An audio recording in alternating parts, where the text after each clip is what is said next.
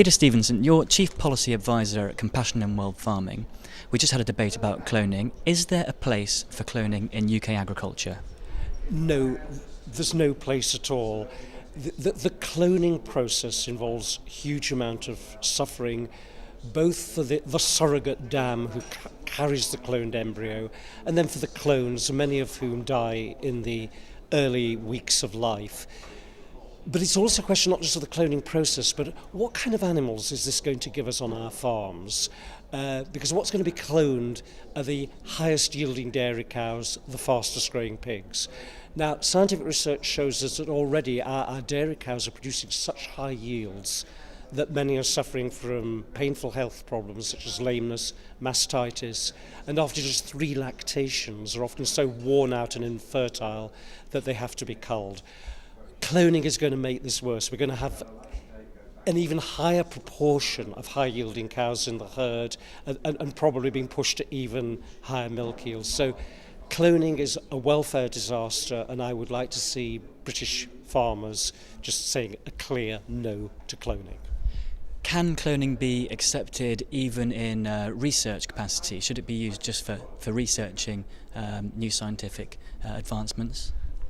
I can't comment on that because we're a farm animal welfare organisation, and the current debate here in Europe is about should cloning be used for food production.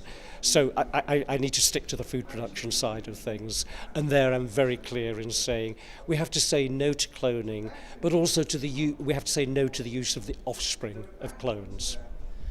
Keith Campbell, who helped develop Dolly the sheep, was saying earlier that the process of cloning has developed very rapidly, very quickly from the past, and actually the welfare implications have gone down. It's not as bad for animal welfare as previously it was. Do you agree with that?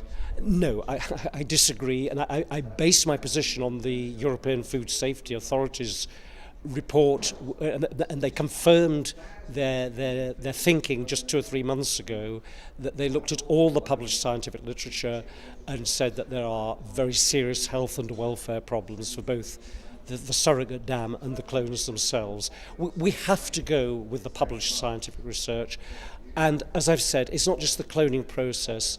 The objection to cloning is the fact that it's going to give us even higher yielding cows, faster growing pigs than we already have, and yet the research shows us these high yielding cows are suffering from a range of painful health problems.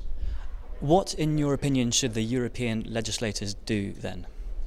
The European legislators should follow the European Parliament, which has on a number of occasions now called for a ban on the sale of meat and milk from both clones and their offspring, and has also said that cloning in all its aspects when it comes to food production should be banned. So we'd like to see the Commission and the Council following the Parliament.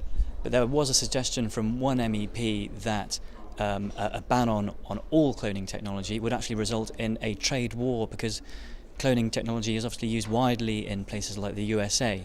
Do you have an opinion on this issue of a trade war that could ensue? There could be a trade war, but if Europe has got some values in terms of caring about the way we treat animals, if we have to fight a trade war, then so be it. I'm a lawyer, I've got a certain amount of expertise on WTO rules. The WTO case law has eased a lot over the last 10 years. I believe that the EU could resist a WTO challenge. It could mount good arguments as to why a ban on the import of clones and meat and milk from clones and their offspring is compatible with the WTO rules. As consumers, we've been eating food from the offspring of clones for many years in the UK, and in other countries they eat food from clones themselves, and there haven't been any health implications from that. Do you think consumers are really bothered if there aren't any health implications? We're not arguing against cloning on food safety grounds. That's not our particular area of expertise. I think, quite honestly, there's just simply not enough science yet for us to know conclusively one way or another whether it's safe.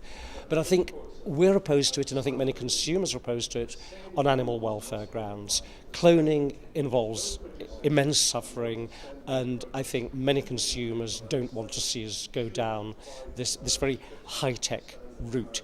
We're living at a time when people are increasingly wanting more sustainable and more humane agriculture, and cloning is pushing us in totally the opposite direction.